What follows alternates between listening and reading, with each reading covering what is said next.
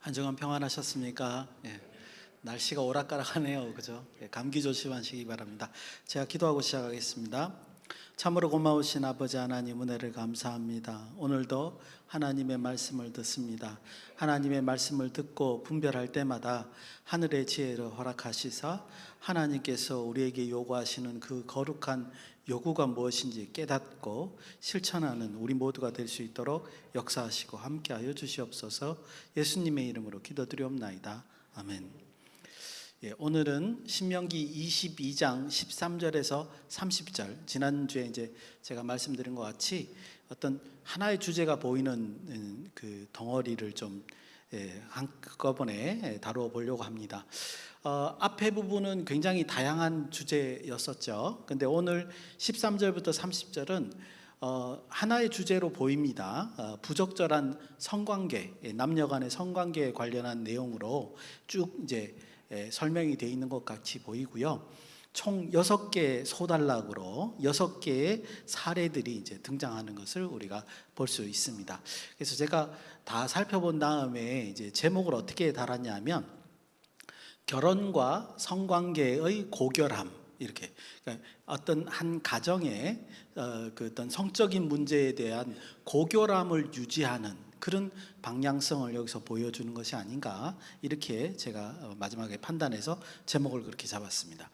6개 단락을 살짝 요약을 해보면요, 13절에서 21절은 첫 번째 단락으로 이제 아내를 맞이했어요. 새로 아내를 맞이했는데 이 아내가 결혼 전에 성관계를 가졌다, 이렇게 이제 의심하는, 사실은 의심이라기보다는 이제 모함하는 그런 장면이 여기 소개되고 있고요. 22절에는 한 절이지만 어떤 남자가 유부녀와 간통을 저지른 경우를 언급하고 있고요. 23절에서 24절은 성읍 안에서 약혼한 여자가 딴 남자와 동침하는 경우를 설명하고 있습니다. 근데 이때 중요한 용어는 뭐냐면요, 성읍 안에서라는 뜻입니다. 왜냐하면 그 다음 28절에서 29절에 보면 똑같이 25절에서 27절에 보면 약혼한 여자가 들에서, 이번에는 장소가 달라졌어요. 들에서 남자와 성관계를 한 경우가 소개되고 있기 때문에 앞에 23절에서 24절과 25절에서 27절의 차이점은 뭐냐면 성읍 안에서 이런 성관계를 갖느냐, 들에서 성관계를 갖느냐, 이런 얘기들을 이제 비교해서 설명하고 있다라는 겁니다. 그 다음에 마지막이 아니네요. 28절에서 29절은 약혼하지 않은 여자. 앞에 이제 사실은 앞에서 보니까 13절에서 21절은 아내를 맞이하는 거니까 결혼이 성립되어 있는 거죠. 22절에도 유부녀하고 간통을 저지르니까 역시 결혼이 성립되어 있는 상태입니다. 23절에서 24절 약혼한 여자, 그죠? 25절에서 27절도 약혼한 여자. 그런데 28절에서 29절은 약혼하지 않은 여자, 이렇게 되어 있습니다. 그게 이제 차이점이라는 겁니다. 그 약혼하지 않은 여자가 이제 남자와 동침하다가 발견된 경우는 이제 어떻게 하느냐, 그런 얘기가 있고요. 마지막 30절에는 뭐 너무나 당연하지만 아버지의 아내를 취하지 말라라는 이제 경고로 이제 되어 있습니다. 이렇게 다양하게 성적인 부적절한 관계를 사례를 들어서 이제 설명하고 있는 부분이 바로 오늘 본문 말씀이다, 이렇게 말씀드릴 수 있습니다. 저는 이제 이거를 읽고 난 다음에 이런 질문을 먼저 하고 해야 되겠다, 내용을 살펴봐야 되겠다라는 생각이 들었습니다. 어떤 질문이냐면, 율법은 왜 부적절한 성관계, 즉 요 현대용어로 바꾸면 간음, 간통, 강간, 근친상간, 이런 문제점을 이렇게 자세하게 다루느냐 하는 겁니다.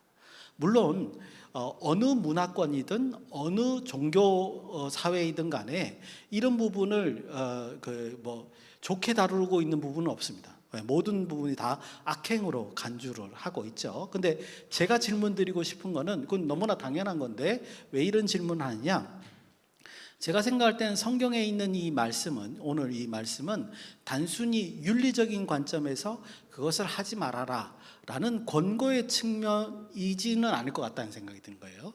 그러면 초점이 어디 있느냐? 그거보다는 어떤 특별한 초점을 가지고 이 율법들을 6가지로 설명하는 것 같이 공통점이 있다는 거죠. 그렇게 느껴집니다. 제가 미리 제가 생각한 것을 말씀을 드리면, 혼인 관계로 이루어진 그 하나님의 가정을 이런 문제들로부터 특별히 보호하려는 그런 목적이 오늘 율법에 담겨져 있지 않을까, 그렇게 보여집니다. 그래서 마지막에 그렇게 이제 묵상해 보겠습니다. 그래서 이미 답도 말씀드렸고, 오늘 사례들을 쭉 구체적으로 보시면 알겠지만, 당연히 이거는 우리 정서상에서도 말도 안 되는 이제 행위이기 때문에 이해하기는 쉽습니다. 한데 제가 이제 오늘 보여드릴 거는 뭐냐면, 이 성경에 있는 내용을 이렇게 꼼꼼하게 따지면서 구별하면서 읽으실 필요가 있다는 거죠. 그래야 성경이 도대체 무엇을 우리에게 말씀하시는지를 파악할 수 있다, 그렇게 볼 수 있습니다. 그래서 제가 하나하나 정리해 드리겠습니다. 여러분들 그래서 잘 표시를 하셨다가 그 다음에 이제 댁에 가셔서 한번 읽으시면서 다시 정리하시면 좋을 것 같습니다. 먼저 첫 번째 단락입니다. 13절에서 21절이죠. 여기는 아까도 말씀드렸듯이 어떤 남자가 아내를 취하여 동침을 했는데 처녀가 아니었다라고 누명을 씌우는 경우를 설명하고 있습니다. 그러니까 그냥 이유 없이 제기를 하는 거죠. 누명을 씌우는 경우라는 거예요. 왜냐하면 13절에 보면 그를 미워하여 라는 표현도 있고요, 14절에 보면 비방거리를 만들어 그에게 누명을 씌워라는 표현이 있습니다. 그러니까 이 남자가 아주 나쁜 놈인 거죠. 이건 놈자를 붙여야 됩니다. 나쁜 놈입니다. 나쁜 놈이 뭐 하는 거예요? 아내를 취하였는데 아내가 마음에 들지 않는다는 이유로 아내에게 억울한 누명을 씌우는 겁니다. 여러분, 근데 이게 굉장히 중요한 게 뭐냐면요, 만약에 이렇게 되면 이 아내는 돌에 맞아서 죽습니다. 살인행위에 해당되는 짓을 지금 하는 것이다, 이렇게 볼 수 있습니다. 자, 이럴 때 어떻게 해야 되느냐? 15절부터 17절까지 그거에 대해서 어떻게 그 처녀의 그 아내 여자의 부모들이 취해야 할 바를 잘 설명하고 있습니다.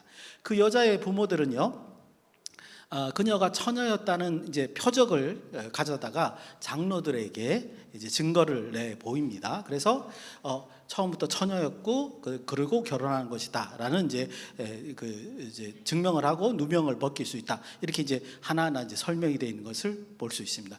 그런데 이렇게 누명을 벗는 것으로 끝나냐? 그러면 안 되겠죠. 이 나쁜 놈을 어떻게든 벌을 줘야 되겠죠. 그래서 사건이 그렇게 마무리되지 않고요, 18절에서 19절을 보면 먼저 맞습니다. 맞아야 되죠. 이런 사람은 맞아야 됩니다. 그 다음에 맞는 것으로 끝나는 게 아니라 은 100세겔의 벌금을 그녀의 부모에게 줍니다. 이게 이제 얼마 정도이고 이게 무엇일까라는 거는 문맥이 없기 때문에. 근데 오늘 본문의 29절에 보면 이제 그 은 50세겔이 등장을 해요. 그래서 아마 이 은 50세겔이 더 많을 수도 있겠습니다만, 이게 결혼 지참금이 아닌가 여겨지면, 지금 여기 18절에서 19절에 있는 내용을 보면 은 100세겔은 뭐예요? 벌금이죠, 그죠? 그래서 보통의 결혼 지참금의 2배를 벌금으로 물게 하는 그런 조치를 취하게 됩니다. 여전히 아직도 끝나지 않았습니다. 그렇게 부모에게 은 100세겔을 주고 난 다음에 어떻게 하느냐? 그녀는 이제는 영원히 버릴 수 없는 아내가 됩니다. 영원히 버릴 수 없는 아내라는 것은 뭐냐면, 더 이상 모함이나 이런 법적인 제도로 아내를 취소할 수 없는 거예요. 그 사람에겐 무조건 이 사람은 아내라는 이제 법적으로 증명을 하게 되는 거죠. 그래서 이 남자가 죽을 때까지 이 아내를 봉사해야 되는 그런 개념이 이제 담겨져 있습니다. 여러분들, 그때 이 아내가 갖는 권리가 있습니다. 이제 따져보면 3가지지만 간단하게 말씀드리면, 의식주를 남편에게 요구할 수 있습니다.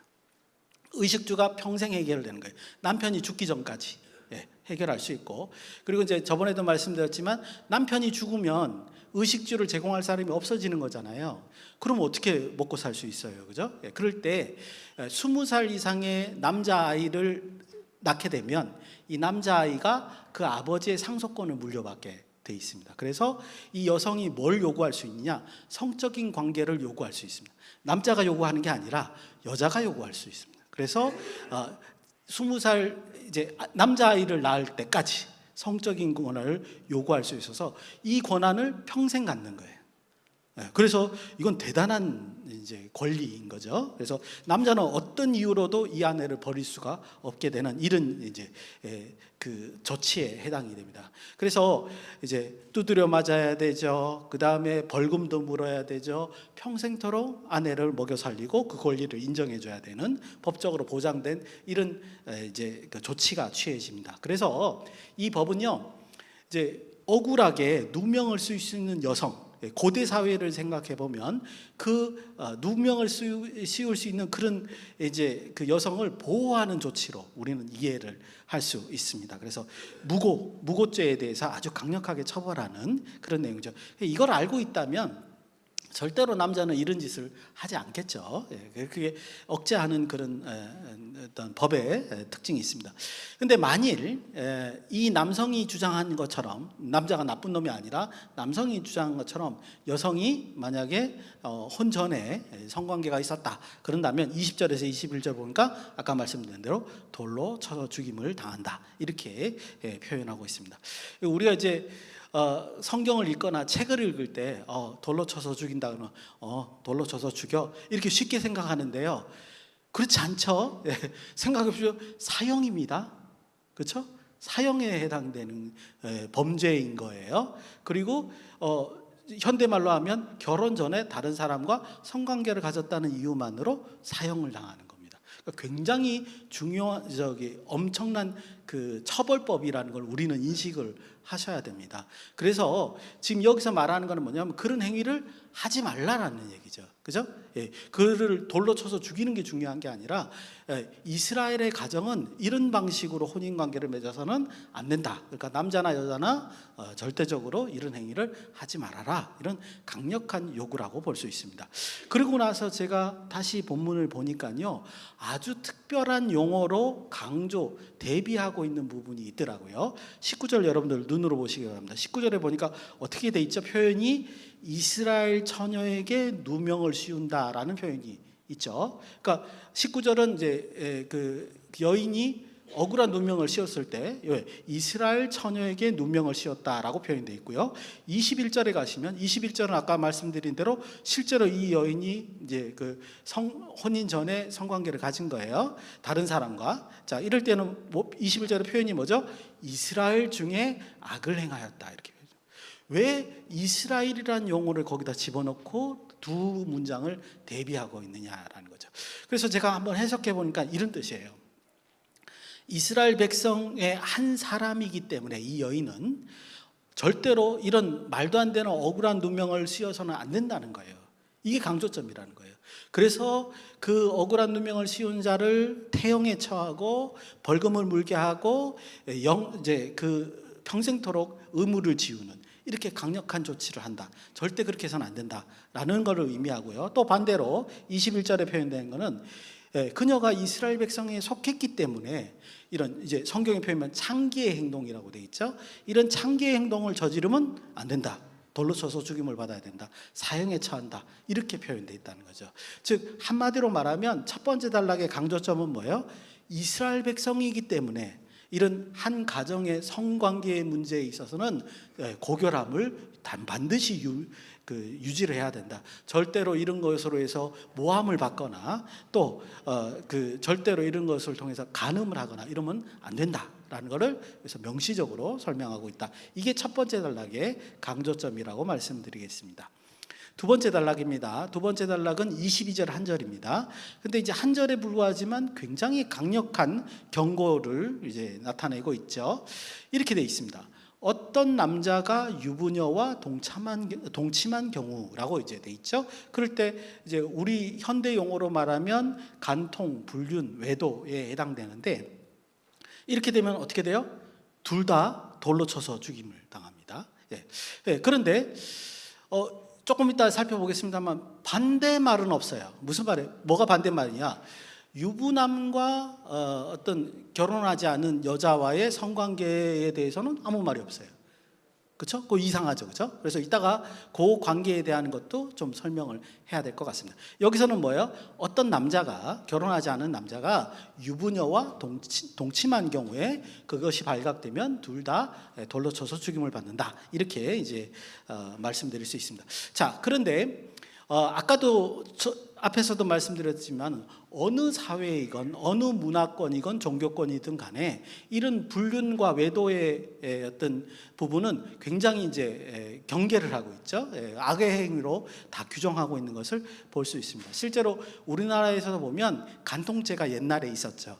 근데 제가 이제 찾아보니까 2015년에 이게 2월 달인가 폐지가 됐어요.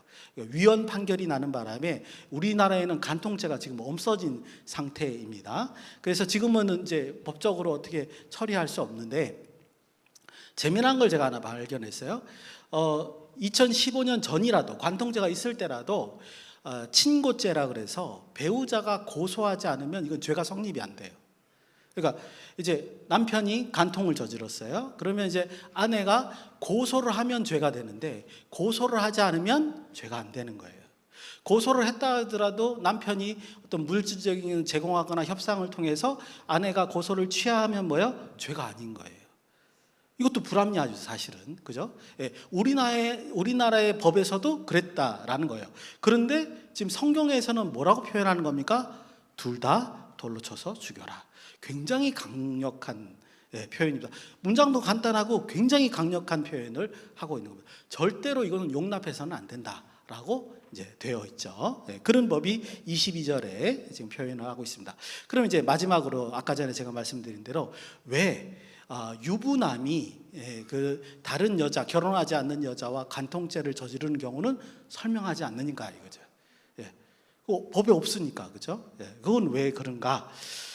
제가 생각할 때는요, 어떤 고대 사회의 어떤 법과 충돌하지 않는 그런 조치가 아닌가라고 이제 여겨집니다. 왜냐하면 성경에는 고엘이라는 게 있고요, 또 아내를 2명을 취할 수 있게 이제 그게 정식적인 법은 아니지만 그럴 수 있게끔 해놨습니다. 제가 예시를 한번 들어보겠습니다.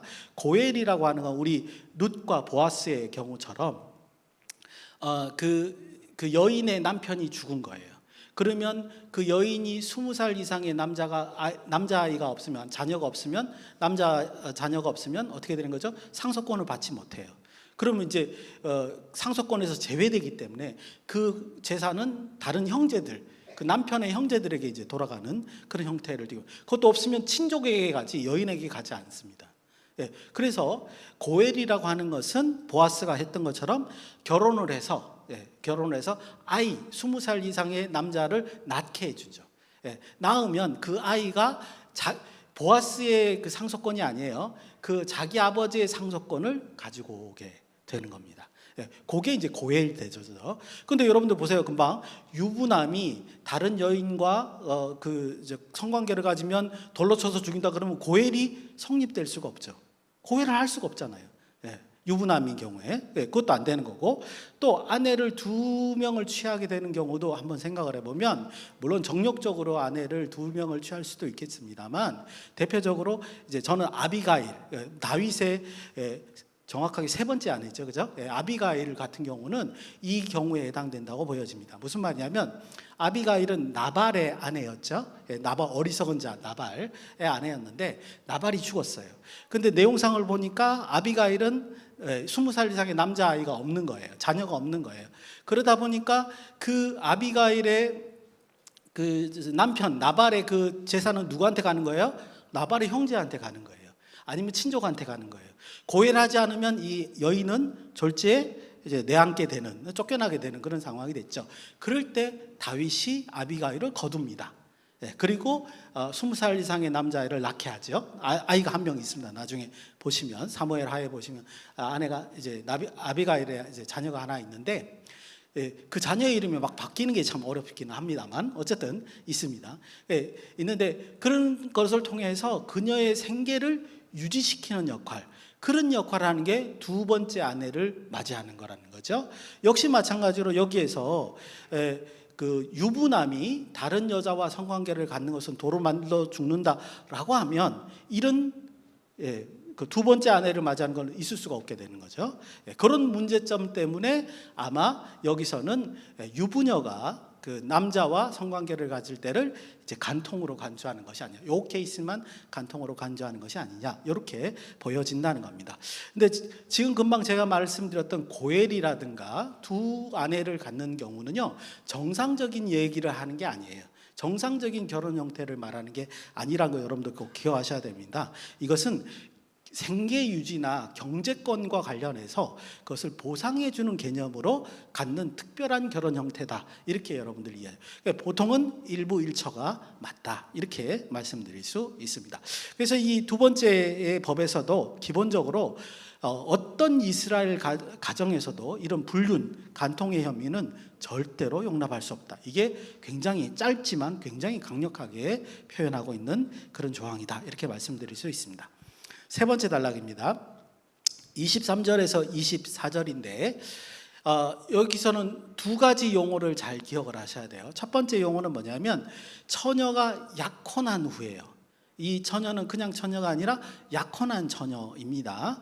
그리고 성읍 안에서 다른 남자와 이제 동침을 했는데, 여기서 두 번째 중요한 용어는 뭐냐면 성읍 안에서라는 말이 중요합니다. 이것이 이제 굉장히 뒤에 단락에 이어지는 것과 비교해서 굉장히 중요한 용어입니다.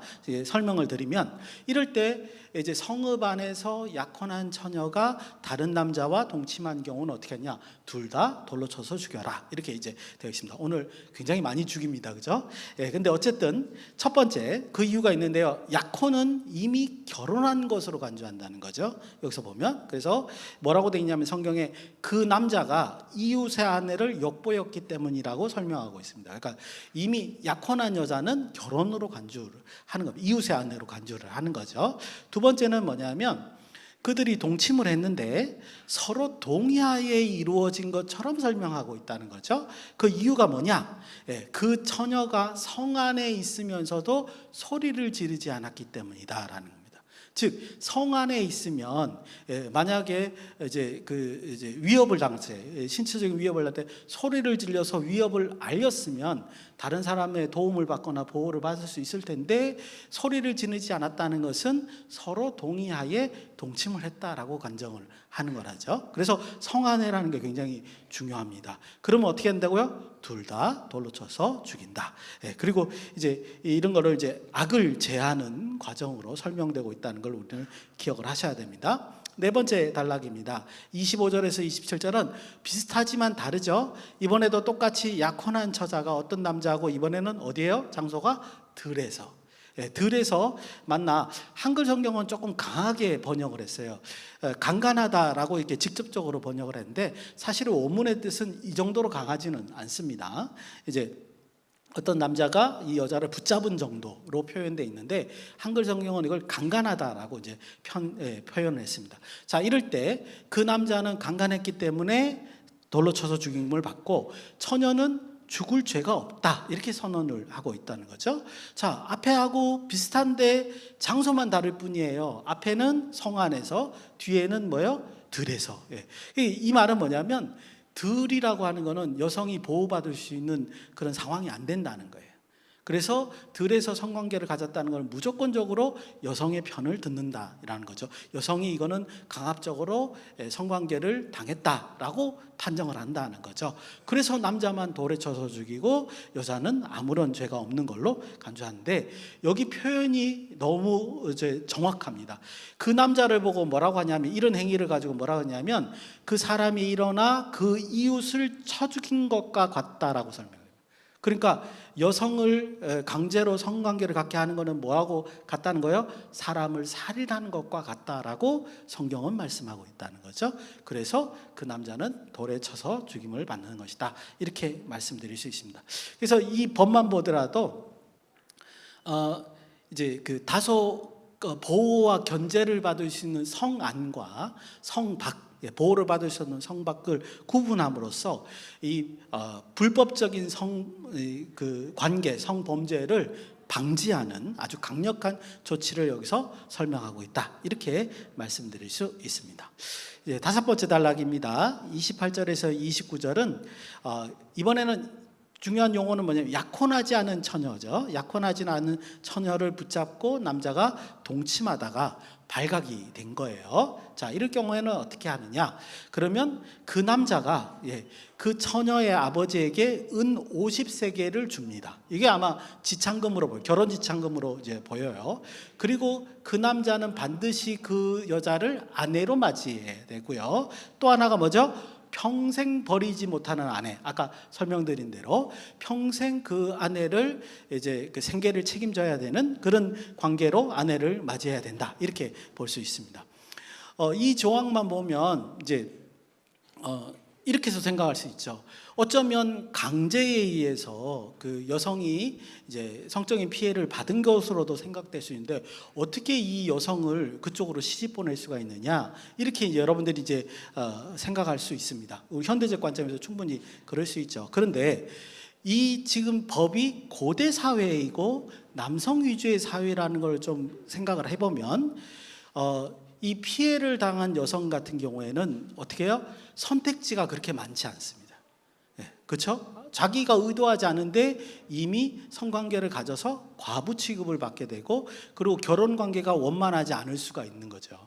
그러다 보니까 이제 이건 추측입니다만, 추측입니다. 내용상 추측을 해보면 그러다 보니까 차라리 그 남자에게 이제 결혼 관계를 맺어서 평생 버리지 않는 아내로 그 지위를 누리고 사는 것이 훨씬 더 좋은 지위가 되지 않겠나라고 감히 우리가 추측할 수 있다는 거죠. 고대 사회는 그게 더 나을 수 있겠다라는 겁니다. 그 다음에 나머지 권리는 이제 아내가 되어서 충분히 다 행할 수 있습니다. 성적인 관계 요구하든지 요구하지 않든지, 그 다음에 이제 물질적인 거, 의식주를 요구한다든지 뭐 이런 건 충분히 이제 권리를 누릴 수 있기 때문에 그런 것이 아닌가, 그게 더 나을 수 있는 것이 아닌가, 이렇게 보여진다는 거죠. 감히 우리가 이제 추측해 볼 뿐입니다. 그래서 현대적 관점에서 보면 다소 불리한 제도인 것 같지만, 사실은 고대 사회에서 개념에서 보면 이런 여성이 이런 지위를 갖는 게 그래도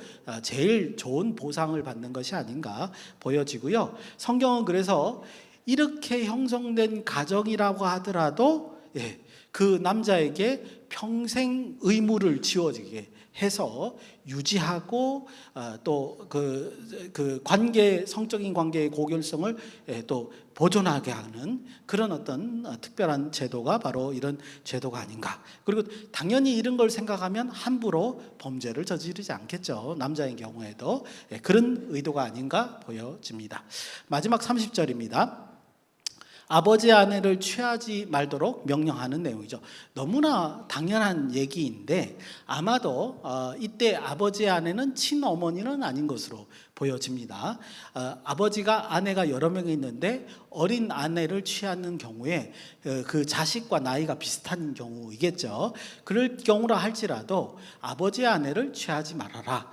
근데 그거를 성경에서는 뭐라고 표현했냐면, 표현은 이래요. 성경문학적으로 아버지의 하체를 드러내지 말아라 라고 돼 있죠. 이때 아버지의 하체를 드러내지 말라라는 것은 무슨 뜻입니까? 근친상간을 하지 말아라, 이렇게 우리가 이해하면 좋을 것 같습니다. 기본적으로 그 가정에서 아버지의 권위와 그 존엄성을 존중하도록 하는 조치로 보여집니다. 여러분들, 저번에 이제 제가 십계명할 때 제 5계명을 설명드렸을 때 부모를 공경하라라는 뜻이 어떤 의미냐면, 부모는 하나님과 경험한 세대이죠. 그래서 부모의 말이 곧 누구의 말이 되는 겁니까? 하나님의 말씀이 되는 겁니다. 그래서 그 자녀들은 하나님의 말씀을, 부모의 말씀을 하나님의 말씀으로 이해하고 공경해야 된다, 존중해야 된다, 이런 의미로 5계명을 제가 설명드린 적이 있습니다. 마찬가지로 이 가정에서도 아버지의 권위와 존엄성을 무시하는 것은 곧 누구를 무시하는 거예요? 하나님을 무시하는 게 되는 거죠. 그래서 이런 것이 이스라엘 가정에서는 절대로 있어서는 안 된다라는 점을 여기서 명확하게 설명하는 것이다, 이렇게 볼 수 있습니다. 이제 짧게 마지막으로 묵상하고 마치겠습니다. 오늘 법들을 보면요, 우리 현대적 기준에서 봐서도 당연한 얘기죠. 당연한 그 규정들의 얘기입니다. 그런데 처음에 제가 말씀드린 대로 이 법들이 단순히 사회 통념적인 관념 속에서 그 간음, 간통, 근친상간을 하지 말아라 이런 어떤 규제나 제어의 목적으로 설명하고 있느냐, 제가 볼 때는 그거보다 더 깊이가 더 있다라는 생각이 듭니다. 무슨 말이냐면 이 법들의 지향점은 이스라엘 백성들의 가정, 혼인 관계로 이루어진 가정의 그 성적인 관계를 고결하게 유지하는 그런 목적으로 이루어져 있다는 거죠. 목적이 조금 다르다 이렇게 말씀드릴 수 있습니다. 그래서 이걸 풀어서 설명하면 이런 거예요. 어떤 사람이 성적인 욕망이 있었다 할지라도 그것을 마음대로 성적인 욕망을 휘두를 수 있게끔 방임하는 것이 아니라 가정이라고 하는 사회적 단위를 통해서 제어하고 통제되어야 된다. 이것을 율법으로 잘 보여주는 것이 아닌가 그렇게 보여진다는 거죠. 그래서 종합적으로 오늘 이 법들은 혼인관계를 통한 사회적 질서와 가정을 지키기 위한 법들로 이해하는 것이 합당하다 이런 말씀을 드립니다. 너무나도 당연한 말씀이지만 이 법들을 통해서 우리가 아는 것은 뭐냐면 하나님께서 우리의 정욕을 제어하고 그 가정을 지키는 그런 거룩한 요구를 하시고 있다는 거죠. 그래서 우리도 마찬가지로 그런 요구를 이해를 하고 잘 준수하며 우리의 욕망을 제어할 필요가 있다라는 묵상을 같이 해볼 수 있습니다. 그런 성숙한 하나님의 백성이 되시기를 예수님의 이름으로 축원드립니다. 기도하시겠습니다. 고마우신 아버지 하나님, 은혜를 감사드립니다. 오직 말씀으로 인하여 거룩하게 되고 하나님께 합당한 영광을 돌릴 수 있도록 인도하시고 함께하여 주시옵소서. 예수님의 이름으로 기도드리옵나이다. 아멘.